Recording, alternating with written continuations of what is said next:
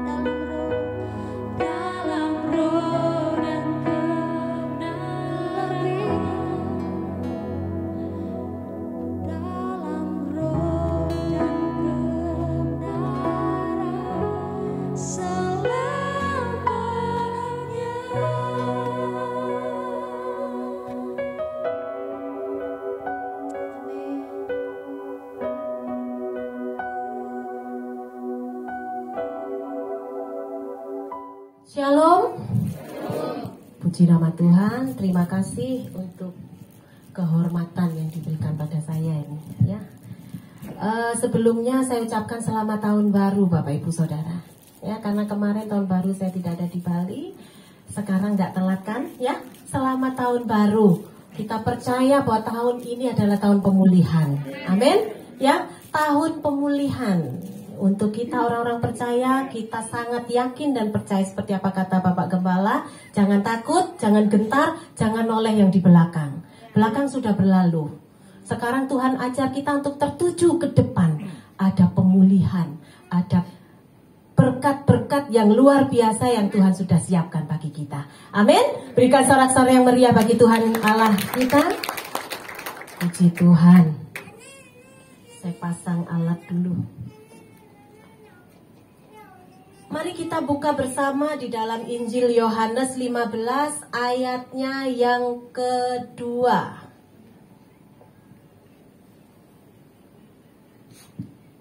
Saya akan bacakan untuk Bapak Ibu Saudara. Setiap ranting padaku yang tidak berbuah dipotongnya, dan setiap ranting yang berbuah dibersihkannya, supaya, perhatikan Bapak Ibu Saudara, supaya ranting ini lebih banyak berbuah. Saya akan ulangi ya. Setiap ranting padaku yang tidak berbuah dipotongnya, dan setiap ranting yang berbuah dibersihkannya, supaya apa? Supaya ranting itu lebih banyak buahnya. Yang setuju katakan? Amin. Kalau tadi awal Bapak Gembala sampaikan tema khotbah untuk setahun ini adalah kabarkan berita baik. Beritakan kabar baik ya. Pagi hari ini ada kabar yang sangat baik yang Tuhan akan sampaikan kepada Bapak Ibu Saudara ya. Sekalipun kalau kita baca ayat ini, ada ranting yang ada pada pokok anggur itu yang akan dibersihkan, dipangkas. Tetapi kita percaya bahwa semua apa yang terjadi, pemangkasan itu, proses itu akan membawa kebaikan bagi kita. Amin. Oh, aminnya nggak kedengar. Amin. Saudara percaya tahun ini adalah tahun pemulihan? Ada tahun kenaikan tingkat untuk orang-orang percaya. Amin. Nah, kalau mau naik tingkat berarti harusnya, halo, semangat, katanya Pastor Deta. Harusnya apa? Kalau mau naik ini loh, orang sekolah aja mau naik harus yes, saudara yang berkata loh ya, harus ujian. Ujian itu butuh kesiapan mental, butuh belajar, butuh mempersiapkan diri dengan baik supaya apa? Nilainya bagus, benar kan? Nah, kita mau belajar pada pagi hari ini ada 3 jenis ranting. Di sini ada ranting yang menempel, dia sehat dan dia berbuah. Ini ranting bagus loh. Suami saya itu petani ya. Saya ini seorang petani Bapak Ibu Saudara. Saya tahu seperti apa calon buah yang ada di pohon itu. Kalau bunganya bagus, dia akan berbuah bagus dan luar biasa. Di sini Tuhan katakan ranting anggur ini dia menempel dengan baik dan dia berbuah. Yang kedua, dia menempel tapi tidak berbuah. Perhatikan. Dan jenis yang ketiga, ranting ini tidak menempel. Nah, kalau tidak menempel berarti jatuh, dia tidak mungkin berbuah, alias dia sudah rusak. Kita nggak berpikir yang nggak menempel. Kalau kita mau merenungkan, berarti Tuhan katakan akulah pokok anggur yang benar. Amin Bapak Ibu Saudara. Ranting yang tidak menempel pada pokok anggur yang benar berarti dia sudah biarkan. Dia akan menunggu saja dijadikan kayu bakar. Kita akan fokus kepada kedua jenis ranting ini. Yang satu menempel bagus, sehat, dan dia berbuah. Yang satu menempel bagus tapi gak berbuah. Ini yang kita mau belajar pagi hari ini ya. Dan di sini saya akan bagikan sederhana sekali bahwa ranting yang berbuah dan ranting yang tidak berbuah, dia akan mengalami proses yang sama. Sama-sama dibersihkan sama Tuhan. Amin. Amin. Nah gitu loh Bapak Ibu Saudara. Kalau sudah bicaranya tentang proses, tentang pembersihan, saya tahu Bapak Ibu Saudara juga tahu ini mesti rodok gak enak-enak ini ya. Nah aminnya jangan gak semangat. Kalau pemimpin pujian Pastor Eri katakan kalau mau dapat berkat yang luar biasa itu harus semangat. Amin. Lah kalau yang mau diberkati aja amin, ya berkatnya pelan-pelan. Tapi kalau amin langsung brus gitu loh. Ya, apa yang kita lakukan Tuhan akan berikan loh. Kalau kita aminnya ndak kuat, aduh, pasti evaluasi lagi, dikarantina lagi, belajar lagi, les lagi. Ya, naik tingkatnya lama. Bukankah kita ada di masa percepatan? Amin. Ya, Tuhan buat percepatan loh saat ini. Saya aja nggak terasa loh. Saya ini nggak ngerasa punya cucu 4 loh. Tak pikir cuma 1 gitu. Loh, tak hitung 4 loh. Cepet sekali. Cepet sekali. Saya nggak ngerasa tua loh Bapak Ibu Saudara. Amin. Coba kanan kiri dipandang. Adakah yang tua? Coba katakan engkau masih muda loh di dalam Tuhan. Engkau semangat harusnya, ya. Tua muda di hadapan Tuhan sama saja. Yang penting semangatnya. Sekalipun muda kau nggak semangat, aduh, kalah sama yang tua-tua ya Bapak Ibu Saudara. Ini tadi saya sudah semangat pakai sandal tinggi. Dari depan saya nggak bisa jalan Bapak Ibu. Itu sandal sudah lama nggak saya pakai. Ya ini nggak tahu diri udah tua pakai sandal tinggi. Gantianlah sama Cenani ya. Aku ngomong loh daripada enggak ya. Jadi di sini ada proses, ada ujian. Dan proses ujian ini adalah hal yang terpenting bagi kita anak-anak Tuhan. Supaya apa? Hidup kekristenan kita ada proses, ada ujian supaya komplit. Amin. Coba sebelah lagi semangatkan. Kamu diuji, diproses itu supaya komplit hidupmu. Ya, kalau nggak diuji, nggak dikasih proses, nggak komplit. Orang nggak bisa loh katakan Tuhan itu baik. Kamu bilang Tuhan baik, itu baiknya dari mana? Amin. Tuhan itu pertolongannya tepat pada waktunya. Itu dari mana? Tuhan itu pribadi lepas pribadi Bapak Ibu Saudara. Tuhan itu bukan dongeng. Tuhan bukan cerita. Tuhan kita itu Allah yang hidup. Dia bertahta berdaulat penuh atas hidup kita. Tuhan proses kita, Tuhan buat hubungan dengan kita semanis mungkin sehingga kita bisa katakan Tuhan itu sangat baik. Kita mau belajar banyak hal pagi hari ini. Jadi Tuhan itu pasti fokus dengan proses ini. Kalau saya seorang petani, saya akan proses dengan buah atau tanaman-tanaman yang kami tanam. Supaya apa? Kami bisa panen Bapak Ibu Saudara. Kami bisa menikmati buahnya. Bukankah Yesus dengan sabar juga menanti buah-buah roh kita timbul? Betul? Bukankah kita ini sebagai anak Tuhan kita harus berdampak bagi lingkungan sekitar dari setiap aspek hidup kita? Kita bisa memuliakan Tuhan, gak usah bertele-tele, berdiri seperti saya di mimbar gini memberitakan firman. Tidak. Saya juga tidak pernah berpikir saya bisa menyampaikan firman seperti ini Bapak Ibu Saudara. Saya dari seberang, saya nggak tahu.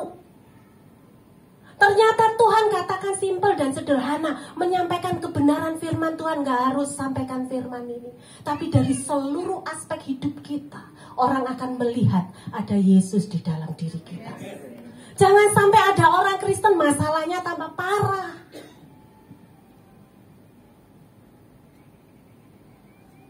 Kita ini Tuhan tetapkan sebagai warga negara surga. Kalau kita, sebentar saya akan keluar ya Bapak Ibu Saudara dari topik ini. Kalau kita mau belajar dalam kitab Kejadian, ada dua jenis manusia di sana. Ada manusia dari bumi, ada dari surga, benar kan? Yang dari bumi juga berkata-kata dengan bumi. Apa yang ada di dunia itu kata-kata mereka. Hidup mereka seperti itu juga. Tapi sebenarnya manusia yang datang dari surga, dia akan berkata tentang kuasa-kuasa surga. Amin. Imannya juga iman yang dari sana. Nah, kalau kita bertobat, terima Yesus sebagai Tuhan dan Juru Selamat, KTP-nya sudah jadi warga negara surga. Berarti kita di sini bukan tempat kita. Amin. Harusnya perkataan kita, tingkah laku kita, pola hidup kita, lifestyle hidup kita juga lifestyle-nya Bapa dong. Ya Bapak Ibu Saudara, kita harus dewasa. Karena itu untuk menjadi orang Kristen nomor satu yang paling penting, motivasi Anda untuk menjadi anak Tuhan apa dulu? Kalau motivasinya hanya ingin diberkati, salah Bapak Ibu Saudara.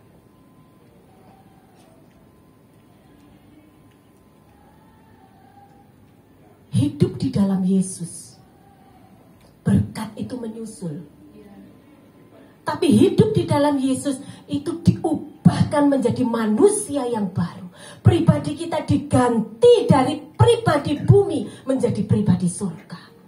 Kata-kata kita dulu yang kasar sudah diubah.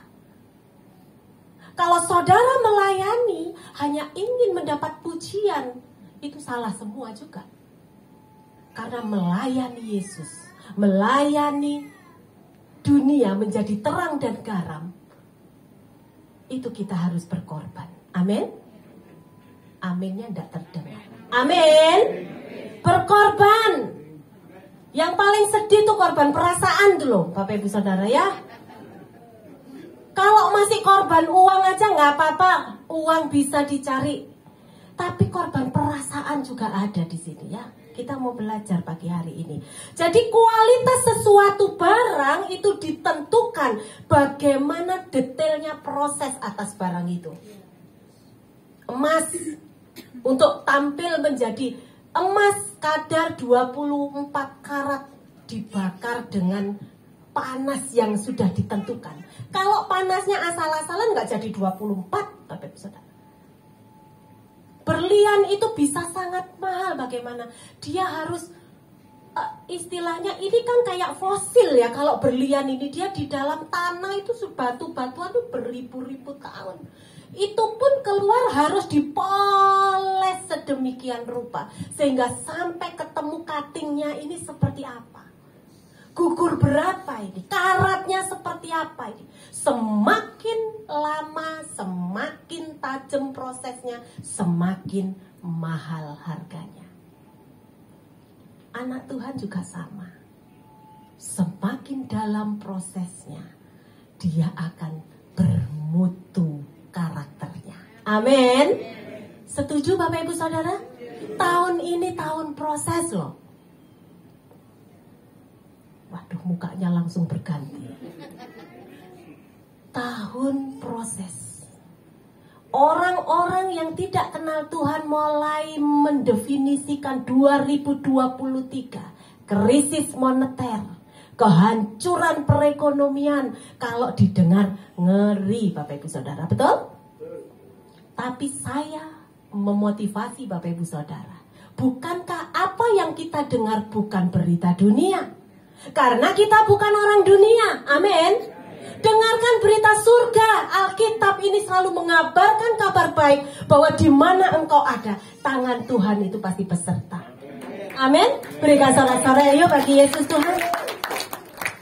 Jadi proses ini menentukan kualitas barang hasil jadinya.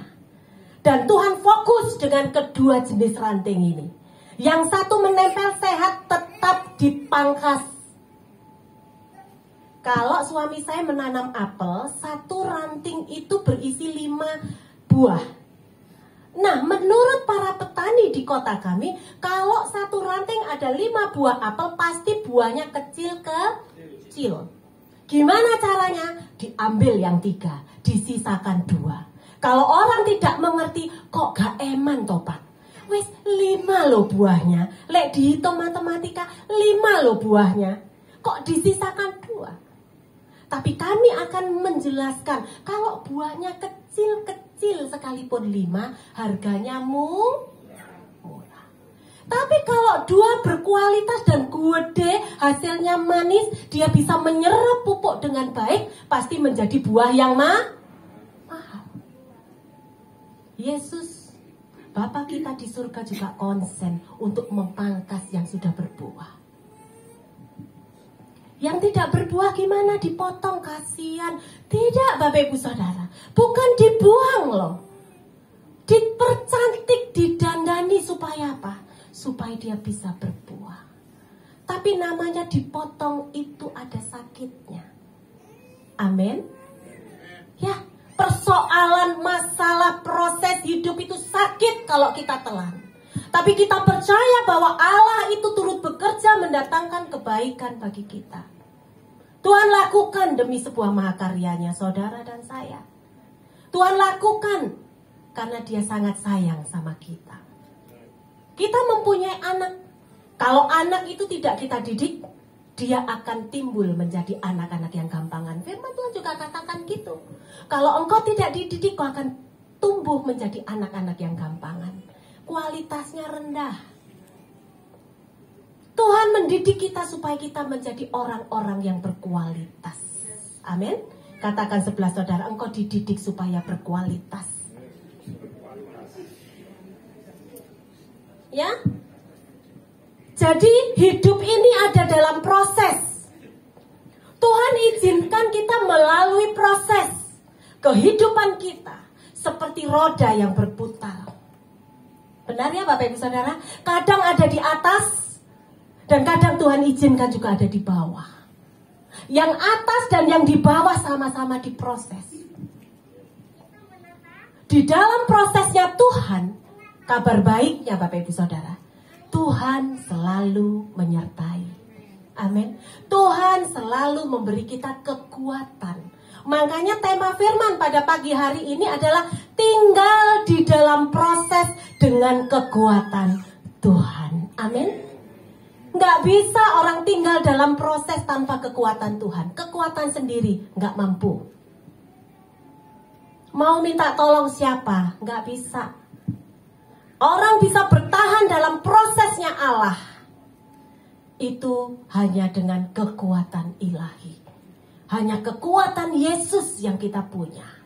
Sehingga kita mampu bertahan di tengah badai musim hidup kita. Mau gak mau saudara mau mengelak, gak bisa. Proses harus kita alami, saudara dan saya harus alami.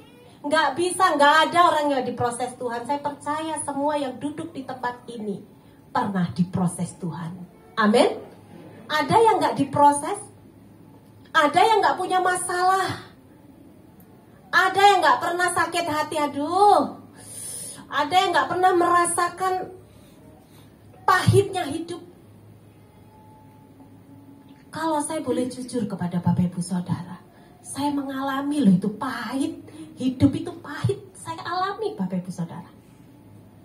Ya. Sudah saya dilahir dari orang keluarga miskin. Punya ayah gak perhatikan saya. Dari lahir sudah gak pernah berjumpa. Ya. Yang ada hanya dendam di sini. Bagaimana tidak? Dari kecil sampai umur 14 tahun baru ketemu bapak saya. Ketika ketemu pertama bapak sudah bilang, kamu bukan anakku. Kamu anak orang banyak. Wow, keren ya. Bapaknya banyak. Kesakitan, dendam itu di sini seperti batu Bapak Ibu Saudara. Tapi ketika saya mengenal kasih Tuhan, saya semakin diproses. Dan Tuhan pulihkan saya. Sehingga Bapak Ibu Saudara tahu, di ujung bapak saya mau meninggal, dia terima Yesus sebagai Tuhan dan Juru Selamat. Dia bilang, kamu kok gak dendam sama aku? Kok kamu bisa ya memberi maaf kepadaku? Padahal dia itu sangat menyiksa hidupku. Saya bilang, karena ada kasih Bapa yang mengampuniku, Bapak Ibu Saudara. Engkau tidak akan bisa bilang aku mengampuni ini. Kalau saudara tidak ditimpa satu proses yang membuat Anda bisa mengampuni dengan baik. Sakit Bapak Ibu Saudara, mengampuni itu sakit. Capek, tahu nggak?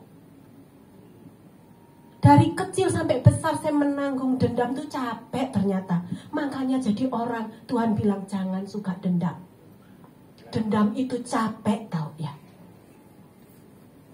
Begitu kenal Yesus ada kelepasan. Tapi belajarnya nggak singkat Bapak Ibu Saudara, lama. Jadi proses itu saya akan bagikan kepada Bapak Ibu Saudara. Mungkin saya tidak begitu banyak pengalaman Bapak Ibu Saudara ya, karena saya juga masih muda. Jangan tertawa kalau saya bilang muda ya. Cucu masih 4.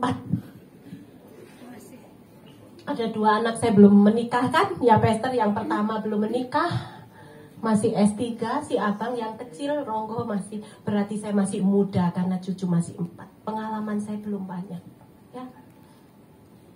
Tapi saya mau bagikan kepada Bapak Ibu Saudara, ketika engkau mempunyai motivasi hati yang benar untuk datang kepada Tuhan, Dia akan ubahkan, Dia akan proses Anda dan saya dengan benar. Tuhan itu teliti dan detail loh. Saudara kalau baca di dalam Yohanes itu jangan takut. Ini yang berbuah aja masih dipangkas. Ini yang gak berbuah malah dipotong-potong. Saudara, coba saudara merenung ya dengan kerendahan hati. Orang yang merawat tanamannya memangkas itu gak dari jauh Bapak Ibu Saudara. Benar ya? Nggak ada orang gunting-gunting tanamannya begini. Nggak ada. Ada yang pegang gunting terus dari jauh-jauh begini. Nggak ada Bapak Ibu Saudara. Orang yang merawat tanaman kesukaannya menggunting pasti dekat. Detail. Supaya nggak salah gunting. Amin. Kalau Tuhan menggunting, memangkas hidup kita, saudara harus ingat, Dia begitu dekat dengan kita. Amin, Bapak Ibu Saudara. Dia nggak jauh. Kabar baiknya ini, Dia nggak jauh, Dia nggak menjauh dari Bapak Ibu Saudara. Justru Dia dekat, Dia gunting, Dia rapikan seperti apa yang Tuhan mau. Dan saya sangat bersuka cita. Proses pelayanan itu sangat banyak. Ya. Difitnah, diapain, sudah saya terima. Saya belajar kalau mengampuni hanya sekedar ya tak ampuni, dah bagus, itu masih bagus. Tapi harus mempertaruhkan semuanya demi pengampunan, itu butuh belajar Bapak Ibu Saudara. Tidak gampang. Ya, di dalam pelayanan tuh banyak modelnya. Makanya motivasi melayani itu harus benar di hadapan Tuhan. Banyak modelnya. Harus siap badan. Ada tempaan badai dalam pelayanan itu besar, Bapak Ibu. Harus memberikan diri, mengampuni, sekalipun dengan catatan. Mau seumur hidup gak dipercaya lah, silahkan, Tuhan yang mempercayai. Mau seumur hidup gak disukai gak apa-apa, Tuhan itu menyukai. Gak apa-apa. Kita punya arti di hadapan Tuhan. Gak berarti di hadapan orang, gak apa-apa. Tuhan yang penting tidak tinggalkan kita. Amin, Bapak Ibu Saudara. Ya, jadi saat di atas, ketika roda itu berputar, saat di atas juga mengalami proses, hati-hati. Nggak boleh sombong, hati-hati, nanti Anda akan terjatuh. Saat di bawah pun juga mengalami proses. Bagaimana prosesnya? Pedih ya, namanya di bawah. Mungkin kita kekurangan ekonomi, mungkin kita miskin, mungkin kita mengalami kepedihan hati. Tuhan katakan, ya nggak boleh patah semangat. Harus tetap bersukacita, mengucap syukur. Ya kan? Mengucap syukur kalau dalam keadaan baik sih mudah. Tapi mengucap syukur ketika mengalami hal-hal yang gak baik itu yang luar biasa, Bapak Ibu Saudara. Kita mau belajar di sini bahwa keduanya saat diproses itu membutuhkan yang namanya kekuatan ilahi. Gak bisa kekuatan manusia, kekuatan Tuhan yang dibutuhkan. Gak bisa sharing dengan manusia, kan Anda dan saya harus sharing dengan Tuhan. Sampaikan masalahmu dengan Tuhan dan itu akan aman. Kalau dengan orang-orang hari ini baik, minggu depan belum tentu dia akan baik. Saudara mengandalkan manusia nggak bisa. Mengandalkan orang tua nggak bisa. Mengandalkan anak nggak bisa karena semuanya akan mengecewakan kita loh. Bisa mengecewakan kita.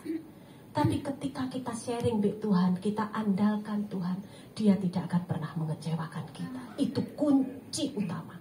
Pegang Tuhan. Ya. Sekarang bagaimana untuk kita bisa dapat kekuatan Tuhan? Mari kita buka di dalam 2 Tawarikh 16 ayatnya yang ke-9. 2 Tawarikh 16 ayatnya yang ke-9, saya akan bacakan di bagian A ya. Karena mata Tuhan menjelajahi seluruh bumi untuk melimpahkan kekuatannya kepada mereka yang bersungguh hati terhadap Dia. Perhatikan Bapak Ibu Saudara, mata Tuhan menjelajah seluruh bumi untuk melimpahkan kekuatannya kepada mereka yang bersungguh hati terhadap Dia. Tuhan itu matanya beredar ke seluruh pelosok bumi. Keinginan Tuhan, keinginan Bapa itu memberikan kekuatan kepada orang yang bersungguh-sungguh hati terhadap Dia. Saudara harus garis bawahi ini, hanya kepada orang yang bersungguh-sungguh hati kepada Dia. Orang yang bersungguh hati di sini artinya apa? Orang yang mau menerima proses itu. Tuhan akan memberikan powernya. Diproses tapi diberikan kekuatan. Kenapa tidak kepada semua orang? Tuhan tidak tulis di sini mata Tuhan menjelajah seluruh bumi untuk melimpahkan kekuatannya kepada semua manusia. Tidak. Hanya kepada orang yang bersungguh hati kepada Dia. Mengapa? Karena banyak orang yang menolak proses itu. Bahkan orang-orang Kristen banyak yang menolak proses itu. Ketika diproses Tuhan, bergeser sedikit, digesek sedikit, dia sudah kecewa. Dia sudah ngambek sama Tuhan. Dia sudah pergi. Dia sudah sudah tidak pakai Tuhan-Tuhanan.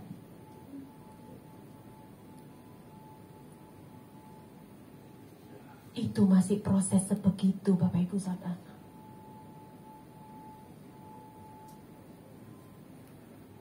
Kalau saya dulu dari seberang mengalami prosesnya dahsyat.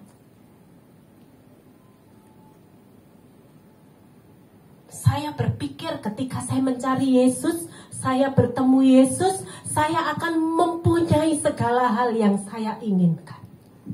Itu motivasi hati saya yang salah dulu Bapak Ibu Saudara.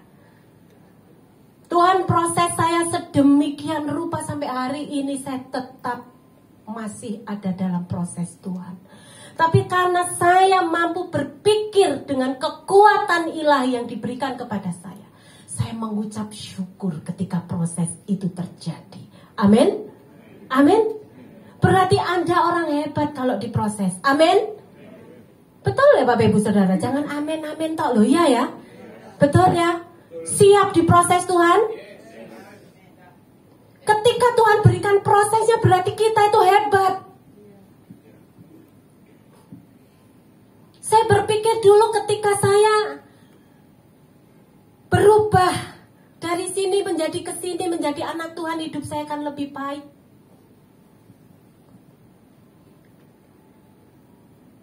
Ternyata saya mengalami banyak hal.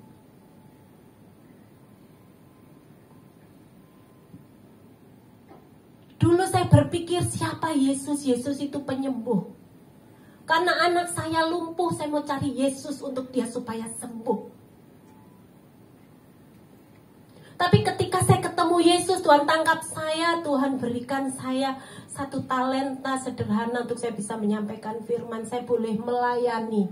Itu satu kehormatan bagi saya. Melayani itu dari nggak tahu apa-apa di gereja, saya nggak ngerti karena saya bukan dari gereja, Bapak Ibu Saudara. Ya, saya mau belajar di situ. Tapi justru Tuhan bawa saya kepada kedalaman-kedalaman. Awalnya saya nggak ngerti. Keinginan saya supaya anak saya bisa sembuh. Saya cari Yesus di sebuah KKL.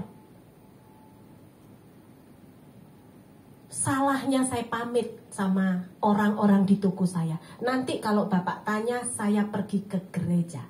Saya bawa anak saya yang lumpuh ke gereja. Nggak ngerti apa-apa. Dan ketika suami saya datang, kemana ibu? Anak buah saya bilang, ibu ke gereja. Kaget Bapak Ibu Saudara. Lapo kinang gereja barang. Akhirnya suami saya jemput saya ke gereja. Sudah geram. Tapi karena tempat KKR itu penuh. Saya ada di barisan depan karena saya bawa kursi roda. Yang bawa kursi roda harus ke depan semua. Dan saya kan ya kasihan anak saya ke depan, nanti dia pakno anakku. Karena aku gak ngerti Bapak Ibu Saudara. Saya ada di barisan nomor 2, anak saya di sana. Tapi air mata saya sudah, Tuhan, saya datang tuh saya sebut Tuhan Yesus, aku datang. Gak tahu Yesus loh. Saya bilang Tuhan Yesus, aku datang. Suami saya mau masuk, gak bisa. Dia di depan sendiri di area parkir sama ini, apa namanya, LCD. Dia lihat ibadah, dia mengikuti. Pak Win waktu itu habis, ya mohon maaf ya Bapak Ibu Saudara, memang suami saya bukan orang baik dulu.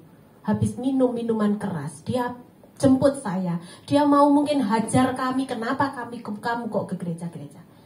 Nah ketika dia mengikuti jalannya ibadah di ini, dia duduk di bawah. Ketika saya keluar gereja, saya dorong anak saya, didorong sama pengerja-pengerja baik-baik mereka. Ya kan, saya itu kayak lemes Bapak Ibu Saudara.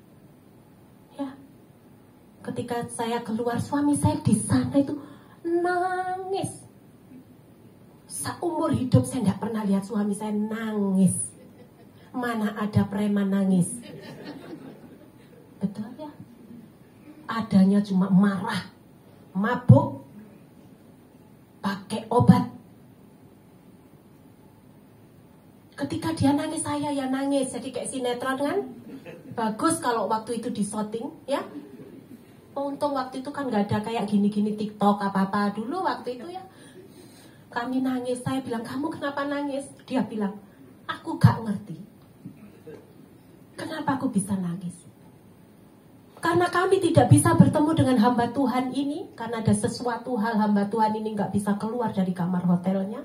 Waktu KKR tuh hanya asistennya. Kami ke hotel itu untuk bertemu hamba Tuhan ini. Kami tetap gak bisa ketemu. Dan asisten itu menghampiri suami saya. Dia tanya, Bapak bukan orang Kristen? Iya bukan. Mau terima Yesus? Mau. Hati saya dongkol. Saya yang mempersiapkan diri, justru dia yang gak tahu apa-apa terima Yesus saat itu juga Bapak Ibu Saudara. Loh aku ini gimana nasibku? Dia terima Yesus dulu. Terima ya. Dituntun terima Yesus. Nangis-nangis Bapak Ibu Saudara. Saya tidak kalah hebat. Besok saya ke gereja yang dekat sekolah anak saya. Saya datang ke situ, saya bilang, Ibu, saya minta terima Yesus saat ini. Berikan salah-salah dong Yesus. Tapi waktu itu motivasi hati saya salah Bapak Ibu Saudara. Saya mau mempunyai hal-hal yang bagus sesuai dengan apa yang saya mau. Kesembuhan anak saya, keharmonisan rumah tangga saya ada. ada embel-embelnya saya mau ketemu Yesus itu. Dan Tuhan proses sampai hari ini saya mengerti, sangat saya mengerti. Dan saya mau bagikan kepada Bapak Ibu Saudara. Ikut Yesus, motivasi Anda harus benar. Supaya apa? Kuasa Tuhan itu dinyatakan. Sampai hari ini anak saya lumpuh. Kalau dihitung matematika lah saya itu melayani Tuhan. Kok anaknya tetap model gini? Kok seperti ini saya mengalami banyak hal, pelayanan, dinista, dilecehkan, difitnah, diapakan, saya nggak peduli. Saya ngalami hal itu. Kalau saya bersalah hari ini, Bu Winda ada. Tapi saya percaya kenapa proses itu terjadi. Dan saya mau terima proses itu dengan ikhlas. Tuhan katakan, Dia memberikan kuasa, kekuatan kepada yang berhak menerimanya. Amin, Bapak Ibu Saudara. Tuhan itu matanya beredar mana yang layak terima kuasa kekuatan ini. Dilihat sama Tuhan. Mana? Orang-orang yang layak terima itu adalah orang yang bersungguh hati. Motivasinya benar di hadapan Tuhan. Jangan ada embel-embel. Orang disertai Tuhan itu bukan ada ketentuan. Oh, orang ini kaya berarti dia disertai Tuhan. Tidak, Bapak Ibu Saudara. Yang miskin pun disertai. Amin. Yang tidak punya uang juga disertai kok. Dia masih ada dalam proses itu. Ikhlas gak menerima.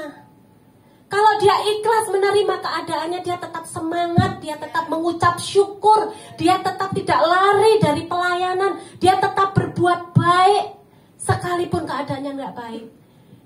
Power, kekuatan ilahi itu ada dalam hidupnya. Kalau orang yang diberkati itu orang yang punya uang, tok bahaya Bapak Ibu Saudara. Berkat itu bukan hanya uang. Hari ini saya bersaksi nih, saya punya teman Bapak Ibu Saudara.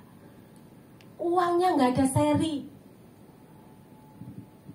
Hari ini dia bilang sama saya, Win, kamu kan pintar menanam bunga ya. Aku pingin nih, hotelku kamu pegang. Ya Allah, saya itu loh gak sekolah. Lelek megang hotel tuh terus tak apa nih hotelnya ini loh Bapak Ibu Saudara. Betul ya, hotel pegangan. Terserah lu. Itu ada tanah 2 hektar sebelahnya hotel, tanami bunga. Aku yang nanti ini apa keluar dana semuanya. Ini orang gak ada serinya. Tapi saudara tahu, dia tidak pernah bisa tidur Pak Gembala. Kalau tidur harus minum obat tidur. Dia kalau gak minum ya sampai besok pagi kembali ke pabriknya, sampai itu gak bisa tidur. Karena orang gak bisa tidur ini loh. Makan gak berani keluar sendiri. Pakai pengawal bodyguard. Makanya berbahagialah Anda yang duduk dan langsung tertidur. Amin. Amin. Pandang sebelahnya ada yang tidur gak? Kalau ada yang tidur tak teriaki dari sini ya. Suara saya nih lantang. Kalau teriak nanti Anda pasti terbangun ya. Suami saya dulu, saya ini perias pengantin Bapak Ibu Saudara ya. Jadi saya jam 2 malam itu berangkat untuk merias. Saya bangunkan suami saya ini setelah bertobat. Dulu Pak Win belum bertobat, tidak bisa tidur. Lek tidur harus minum alkohol dulu. Mabuk terus tidur. Setelah bertobat terima Yesus, dia itu sehat, bisa gemuk, tidak merokok, bisa tidur kan. Bapak Ibu Saudara, itu saya bilang, Pak, aku itu harus berangkat jam 2 malam. Karena pengantinnya akad nikah jam 7 pagi. Kan saya harus berangkat. Dia, ya aku ke kamar mandi. Saya tunggu kok enggak keluar. Saya buka kamar mandinya, dia tidur berdiri begini di belakang kamar mandi Bapak Ibu Saudara. Berdiri lo bisa tidur. Orang kalau kepenuhan sukacita, jangankan duduk, berdiri lo bisa tidur. Wah luar biasa, dulu gak bisa tidur dia, tapi sekarang bisa tidur. Itu loh, makanya sukacitalah di dalam Tuhan. Sukacita itu mahal harganya. Damai sejahtera apalagi, sekarang krisis damai sejahtera ya. Bumi krisis ini. Yang nggak krisis damai sejahtera hanya saudara dan saya. Amin ya. Ya, makanya itu jangan pengen kaya. Nggak usah. Cari Yesus saja. Yesus bisa berikan kita kekuatan, kemampuan untuk menjadi kaya. Amin. Bukan kasih kaya loh. Tuhan nggak kasih kaya. Nggak mau Tuhan. Yang bisa kasih kaya kalau di Jawa itu namanya Gunung Kawi. Ya, datang ke sana bawa Yosua gitu. Saya juga pernah ke sana loh. Saya tuh pernah. Terus di piok brus itu Jamsi. Nanti dibaca, oh kamu umur sekian begini itu di Jamsi namanya. Kalau nggak salah kayak itu. Ya, Tuhan nggak kasih kita kaya loh. Tapi Tuhan kasih kita kemampuan, kekuatan untuk menjadi kaya. Karena itu kalau berdoa, Tuhan beri aku berkat supaya bisa memberkati cepat. Ya, Tuhan aku pengen ini pengen nambah mobil jadi 3, enggak lama, prosesnya lumayan itu. Lumayan itu. Kita harus percaya setiap apa yang kita doakan Tuhan sudah jawab ya. Tapi itu lama prosesnya. Tapi kalau saudara, Tuhan berkati aku supaya aku bisa jadi berkat bagi dia. Oh cepat. Kepanjangan tangan Tuhan itu butuh kepanjangan tangannya. Dan orang-orang yang mau jadi kepanjangan tangan Tuhan itu yang diberkati. Ya, makanya itu kekayaan bukan tolak ukur bahwa orang itu disertai Tuhan. Yang kaya disertai, yang miskin juga disertai, tidak pernah ditinggalkan. Ya, saya sampai hari ini disertai. Kalau bicara anak saya lumpuh-lumpuh tetap. Tapi penyertaan Tuhan sempurna. Dia bisa punya anak. Dia bisa bekerja dengan baik. Kalau orang melihat dia ngeri. Turun dari mobil di mall. Dia punya ini kutek-kutek ini di mall, Bu Gembala. Dia punya makanan masak-masak tenen-tenen di mall. Nah dia kalau survei ke mall ya pakai kursi roda sendiri. Orang akan melihat itu seperti menangis. Saya dulu tidak paham dengan Yesus juga nangis. Lihat anak saya di kursi roda nangis. Siapa ibu yang gak nangis? Lihat dia lagi bergurau dengan anaknya. Kalau kita punya anak kan bergurau, ayo kesini kan begitu ya dengan anak-anak. Anak saya harus merangkak-rangkak dengan susah payah. Anaknya mami, dia merangkak-rangkak. Pemandangan yang gak baik. Tapi hari ini saya bisa melihat bahwa itu pemandangan yang terbaik. Amin. Amin. Berikan sorak-sorai bagi Yesus. Itu yang terbaik supaya apa? Tuhan mau nyatakan bahwa ini loh kuasaku tetap menyertai. Di dalam kesedihan air mata kita nggak sia-sia. Ada Tuhan. Yang kaya disertai, yang miskin juga disertai. Tuhan itu nggak pilih kasih. Semua ada dalam prosesnya supaya cantik. Mempelai itu didandani, Bapak. Nggak ada mempelai kayak model saya gitu, langsung kita wedding gini jalan. Nggak ada. Mempelai itu sudah rambutnya disanggul, ini dipasang bagus perhiasan, bajunya bagus. Tuhan mendandani kita. Amin. Siap didandani Tuhan. Amin. Sekalipun itu nggak baik, nggak nyaman. Amin. Loh, aminnya di sini. Amin. Puji Tuhan. Ya, jadi harus semangat. Hidup itu pasang surut, hati juga pasang surut. Benar ya? Pelayanan yo pasang surut. Kadang enak, yo banyak ndak enaknya. Oh namanya melayani. Melayani itu pengorbanan. Yesus melayani, dia berkorban. Nggak ada pelayanan ndak berkorban. Nggak ada pelayanan minta dipuji. Yesus nggak minta dipuji. Bahkan Alkitab berkata dia tuh tidak diperhitungkan. Nggak tampan. Nggak diperhitungkan wis. Gak ada nilai katanya. Tapi Tuhan tetap semangat membuktikan. Demi sebuah mahakarya dia mau berkorban. Sama dengan pelayanan kita di gereja. Apa motivasi Anda melayani? Kalau melayani hanya pingin dipuji, bukan di sini tempatnya, bukan di gereja. Tapi kalau Anda melayani hanya untuk memuliakan nama Tuhan dan cari perkenanan Tuhan, mari kita melayani bersama-sama. Ya Bapak Ibu Saudara, kita semua sama, kita semua hamba Tuhan. Jadi Rasul Paulus mengajarkan di dalam Filipi 4 ayatnya ke-12 sampai ke-13. Di sini tolong ditayangkan. Dia katakan, aku tahu apa itu kekurangan dan aku tahu apa itu kelimpahan. Dalam segala hal dan dalam segala perkara tidak ada sesuatu yang merupakan rahasia bagiku. Baik dalam hal kenyang maupun dalam hal kelaparan. Baik dalam hal kelimpahan maupun dalam hal kekurangan. Rasul Paulus katakan, aku ini ngerti.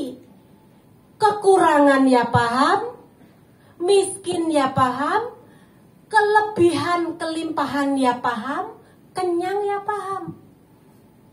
Dan dia tidak berpikir, tidak fokus di situ. Justru yang Rasul Paulus tekankan di ayat yang ke-13. Dalam segala perkara dapat kutanggung di dalam Dia yang memberikan kekuatan, kepadaku. Mau kelimpahan, mau kekurangan, mau miskin, mau kelaparan, tetap kita percaya di dalam segala perkara kita dapat mengandalkan Yesus sumber kekuatan itu. Amin ya Bapak Ibu Saudara. Jadi semuanya itu ada perputarannya.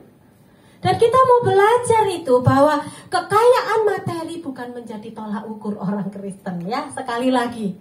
Ya kalau saudara mau kenal Yesus untuk diberkati itu salah. Orang di sana banyak yang diberkati. Tapi berkatnya beda. Berkat kita ini luar dan dalam. Amin. Yang di luar sana hanya di luarnya. Dalam ini susah. Dalam ini hanya manusia roh yang punya. Orang-orang yang dilahirkan oleh roh yang punya. Warga kerajaan surga yang punya. Karena di dalam surga damai sejahtera sukacita itu yang ada. Bumi ini penuh dengan hal-hal yang menakutkan. Yang ada hanya tekanan, tuntutan. Betul ya? Orang dunia kan begitu. Tuntutan, tekanan, setoran. Ya, makanya itu kalau disuruh melayani jangan bilang aduh enggak mau. Nanti saya gemetar kalau melayani. Saudara, saya mengenal orang gemetar itu cuma 2. Jatuh cinta sama jatuh tempo. Ya. Dulu waktu jatuh cinta gemetar toh. Lelek jatuh tempo gemetar enggak? Pastor Umbu gemetar tidak kok waktunya jatuh tempo? Ya, jangan gemetar, layani Tuhan. Enggak usah menahan kaki melangkah. Kabarkan kebaikan ya Bapak Ibu Saudara. Jadi fokusnya Tuhan itu ada di dalam Wahyu 21 ayat 7. Ayo kita cepat. Wah saya kok lama ini. Mohon waktu 10 menit ya Pastor ya. Ayo.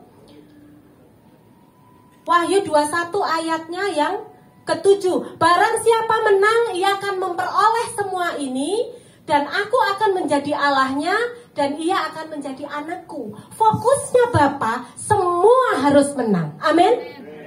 Coba katakan sebelah, kamu aku harus menang. Tuhan gak pilih-pilih. Makanya itu yang kaya disertai, yang miskin disertai.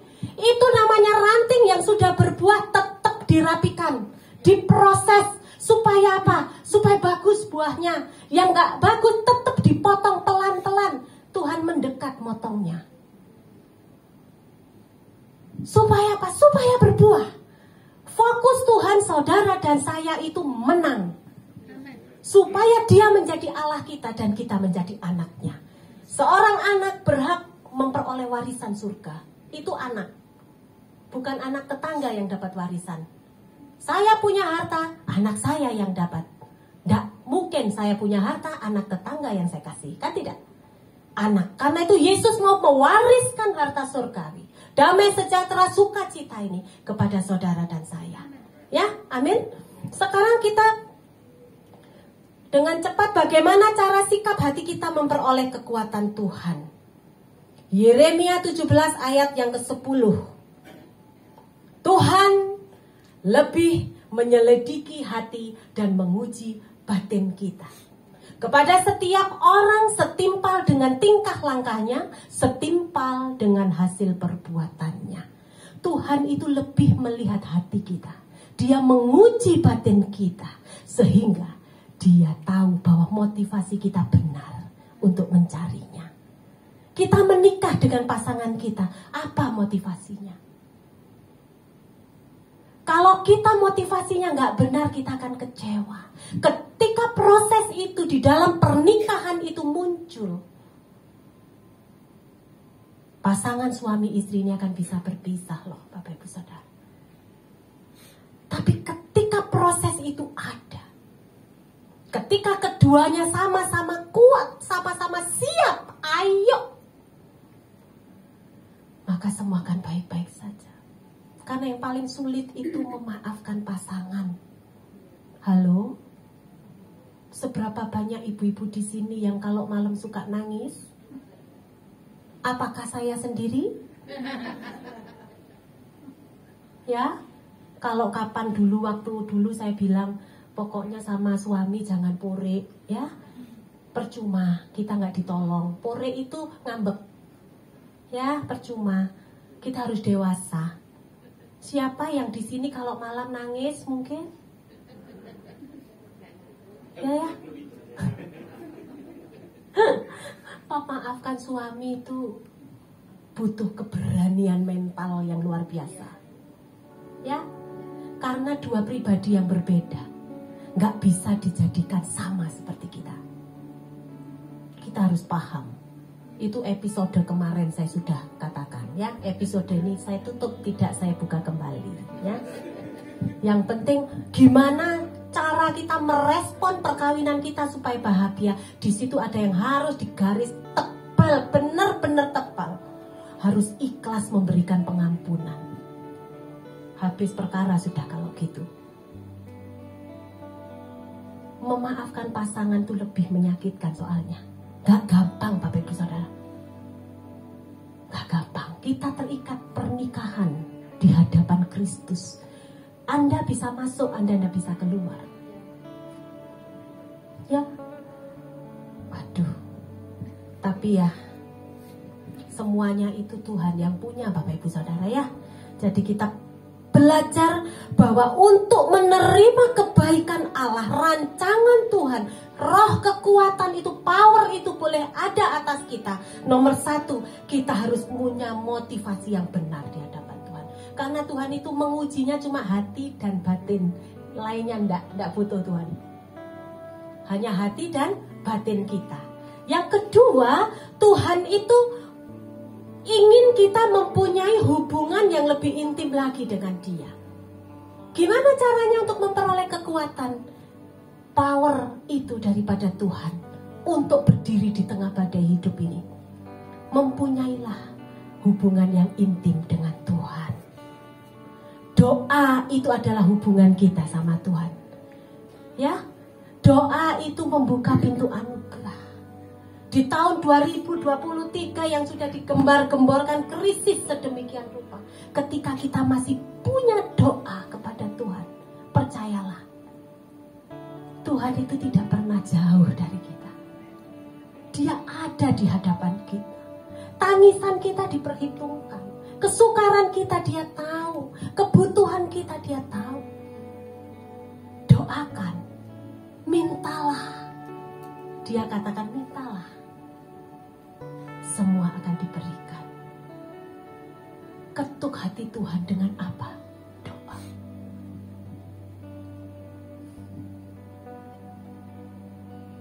Jadi masalah yang datang itu bukan kebetulan Bapak Ibu Saudara. Masalah yang memproses kita bukan kebetulan. Semuanya atas seizin Tuhan. Kalau iblis menggocoh kita karena dia memang tukang gocoh ya. Seseorang ini kelemahannya di apa? Biasanya dia dikocoh di kelemahan itu. Paham ya maksud saya? Contoh, seorang laki-laki ini paling gak bisa lihat wanita cantik. Dia sukanya kalau jalan miring-miring begini Bapak Ibu ya.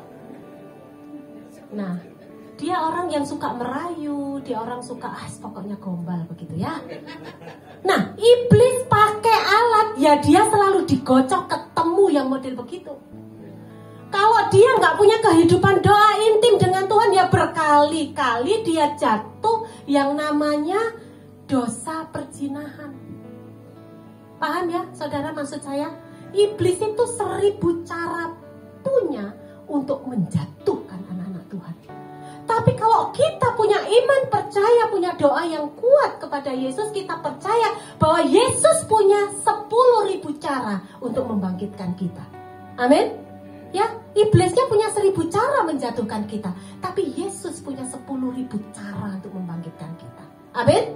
Berikan sorak-sorai dong bagi Yesus. Jangan pernah khawatir, ada Tuhan bersama kita. Ya. Jadi yang terpenting saat ini, hiduplah dalam kekuatannya. Cari Tuhan. Mari minta sama Tuhan, Tuhan benarkan motivasi hatiku ini, supaya aku benar di hadapanmu, sehingga matamu tertuju kepadaku, sehingga engkau memberikan kekuatan itu kepadaku. Karena Tuhan milih loh kepada orang yang layak untuk menerima powernya. Gak semua. Karena gak semua orang terima proses itu. Banyak-banyaknya nyingkir, banyak-banyaknya ngeluh, banyak-banyaknya menghindar, banyak-banyak putus asa. Perhatikan, kalau kita mau menang di tahun 2023 itu, cari Tuhan dengan benar. Bangun hubungan doa, minta, dan yakinlah kita sudah mendapatkannya. Karena Tuhan dekat, gak usah diteriakin. Dalam hati Tuhan udah tahu, dia dekat dengan kita. Amin. Tutup Alkitab saudara. Saya panggil para pemain musik.